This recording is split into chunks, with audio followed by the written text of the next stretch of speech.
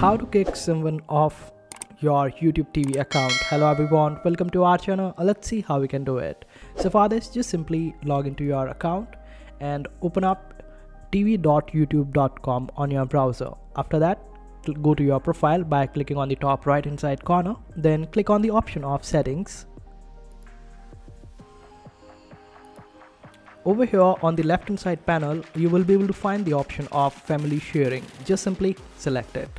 Now it will ask you to sign up. Just simply sign up to your account, and after that you will be able to find an option of manage. Simply click on it. Then you will be able to see all the people who are connected to your YouTube TV account. Just simply click on their name and you will be able to find the option of remove. Just simply click on that particular option of remove. After that, you would require your password in order to confirm that you want to remove that person. After that, you will be able to remove it. That's how easy it is. I hope this video was helpful. Make sure to hit that like button and also subscribe to our channel for more helpful videos.